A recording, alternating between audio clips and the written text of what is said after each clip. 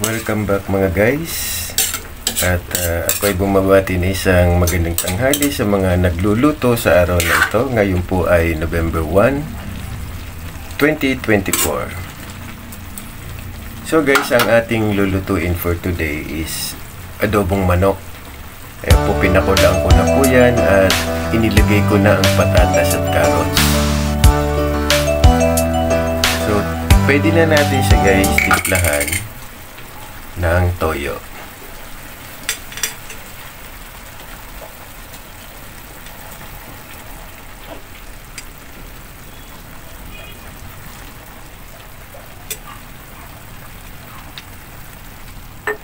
Ayan. Tapos haluin natin para kumalat yung toyo sa kanyang sa laman ng manok at manuot sa ating mga sangkap.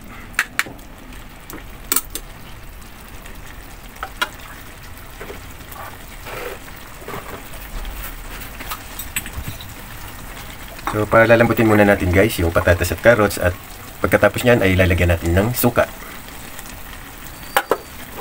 So, pakulin muna natin ng ilang minuto guys. Tatakpan ko muna. Tingnan natin guys kung kumulo na siya. So, ayan. Haluin natin para maluto ang mga nasa ilalim.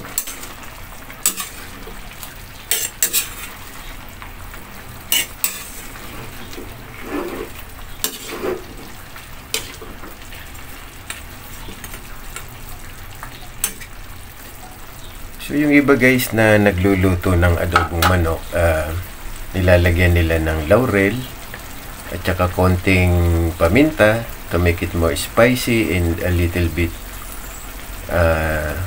na mabango dahil nga sa amoy ng laurel.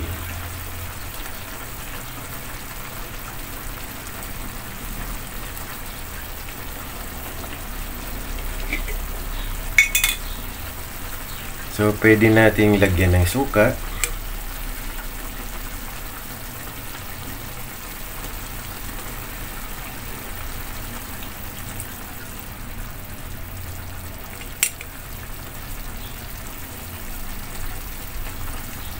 So, guys, ang technique sa suka, huwag nyo kagad ilalagay kung hindi pa luto yung manok. Kasi ang paniniwala ng iba ay tumitigas yung mga laman, lalo na sa puset. So, yan yung isang tip natin na galing sa ating mga kaibigan. Ang suka ay ilagay kung luto na ang meat o ang manok o ang seafoods na ating niluluto.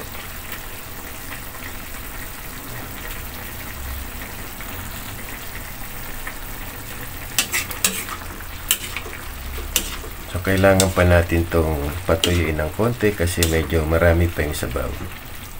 So, bubuksan lang muna natin para mag-evaporate yung ibang sabaw niya at maging magmamantika.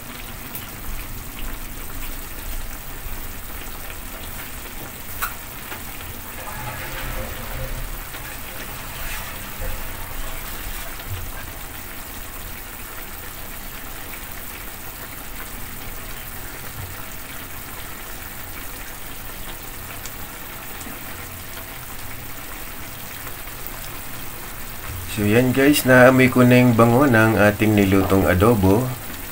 Dahil talaga namang ang bango at aroma ng adobo na niluluto nyo ay talagang nangangapit bahay po yan.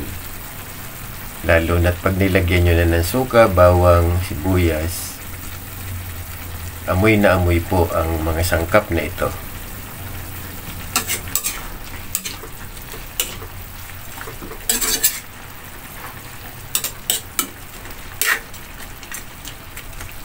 Titikman muna natin.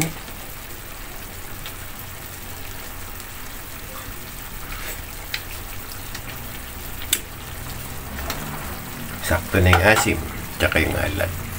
So, aalat pa yan pag nabawasan ng tubig. So guys, takpan ko po muna muli.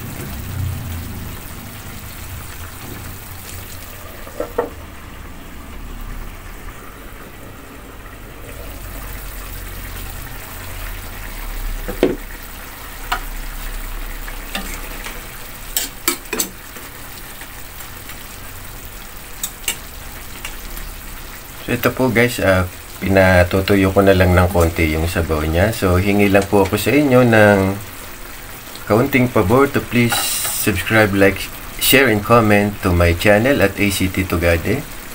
Ang inyo pong lingkod, si Jun Tugade po, ang inyo pong ka-travel vlogger, at ito rin po ang aking cooking channel. Please be reminded to please stay safe, drive safe, and stay healthy.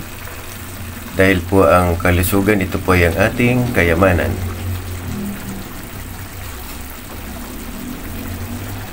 So guys, luto na pa ito and ready for serving. Ito ay isang sulit at tipid na budget. Dahil ang halaga po lamang ng manok na ating binili ay halagang 150. Tapos ang carrots, patatas ay halagang 30. So total of 180 pesos or less than 200. Meron ka ng pananghalian na masarap. Hanggang sa muli, dito ko na po tatapusin ang aking vlog. Ang inyo pong lingkod, si Jun Tugade po, saying thank you for watching.